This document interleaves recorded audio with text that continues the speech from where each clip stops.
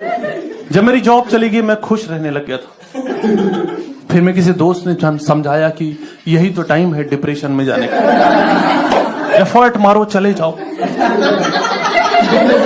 ठीक लगेगा तुम्हें। मुझे नहीं ठीक लगा, मुझे डॉक्टर पास जाना पड़ गया कि सर दिन भर पड़ा रहता हूं, काम करने का मन नहीं करता।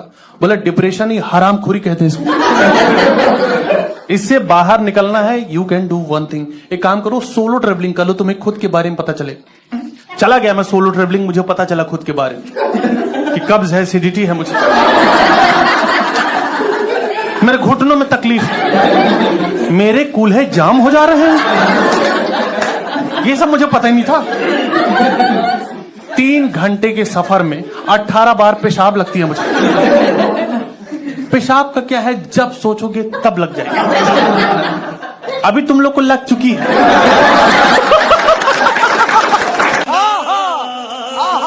मेरे को वेट कम करना था, मैं जिम ट्रेनर के पास गया, मैंने बोला वेट कम करना है। बोला तुम्हें वेट कम करना है तो तुम्हें मेहनत करनी होगी। मैं रोज 24 किलोमीटर दौड़ता हूं। मैंने बोला मेरे पास तो गाड़ी है, मैं क्यों कुत्ते की तरह सड़कें नापूं। बोला उसी गाड़ी पे बैठ के भाग जाओ यहां से।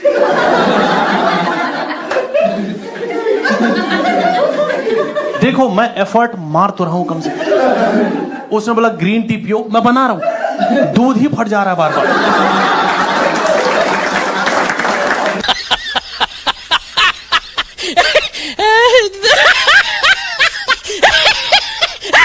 रिलेशनशिप में एक दूसरे की पसंद नापसंद पता होना बहुत जरूरी है। जैसे मेरी गर्लफ्रेंड को नए नए हेयर स्टाइल बनाने का शौक है, मैं उससे कहता हूं तू बना, पर मुझसे मत पूछ। हम लोंडों की जात हम बेइज्जती करते हैं। एक दिन मेरे पास आई, कह रही मैं जूड़ा बांध लूं। मैं कहा बांध ले। कह रही पर मेरे मुंह पे जूड़ा अच्छा नहीं लगता। मैं कहा देख तू मुंह पे बांधेगी तो बुरा ही लगेगा।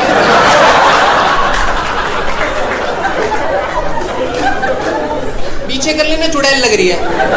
3 दिन गुस्सा रही इस बात पे मेरे से, 3 दिन बदले की आग में घूम रही है कि बदला लूंगी इससे। चौथे दिन मौका मिला इसे, मैंने इसके बारे में घर पे नहीं बता रखा, मम्मी से डर लगता है। चौथे दिन मेरा बर्थडे था, इसने मेरे घर पे बिना मुझे बताए केक पहुंचा दिया। उसमें भी डबल चली, 2500 का केक। परिवार 150 का काट रहे थे। मेरी मम्मी चिल्लाने लगी, कह रही इसके लड़कियों से चक्कर चल रहे हैं। पापा कह रहे नहीं नहीं बहू अमीर है। तो समझ लो बंदा 2500 का केक लेके खड़ा हो गेट पे, मेरे घर में लड़ाई छिड़वा दी। पापा ने जैसी कहा बहू अमीर है, वो हंसने लग गया। मैंने कहा भाई क्या हुआ? कह रहा भैया कैश ऑन डिलीवरी है ये।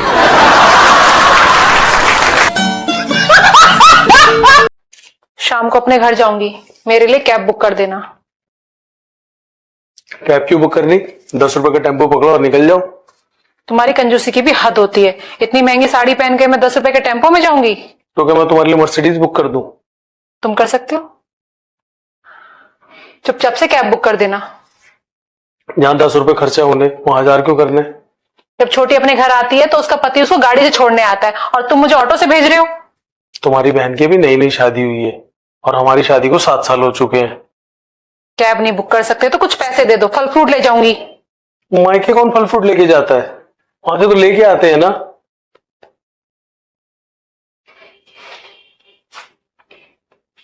चलो 50 रुपए, 10 रुपए का टेम्पो कर लेना और 40 रुपए के केले लेके चली जाना।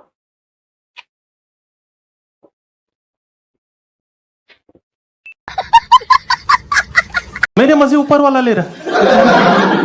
मेट्रो जाता हूं, सोच के जाता हूं मुझे सीट नहीं मिलेगी, मिलती भी नहीं। मेट्रो गया, हैंडल पकड़ खड़ा था, सामने का अंकल बैठे तो बोला बेटा अगले स्टेशन पर उतर जाऊंगा, बैठ जाऊंगा। ठीक है। अंकल उतर गए, मेरा हाथ हैंडल में फंस गया। मुझे जहां उतरना था मैं नहीं उतर पाया। लास्ट में मेट्रो का ड्राइवर ही आ रहा है, बोला बेटा इसको ऐसे खोलोगे ना निकल जाएगा। तब से देख रहा हूं सीसीटीवी में चिल्ला रहे मम्मी मर गया, कहां चला जाऊं मम्मी। एक चाटा खींच के मारा उसने मेरे को कि साले दोबारा मेट्रो में दिखाई मत देना। मेरा मेट्रो कार्ड तोड़ के फेंक दिया उसको। मैंने बोला वो एटीएम कार्ड था चाचा।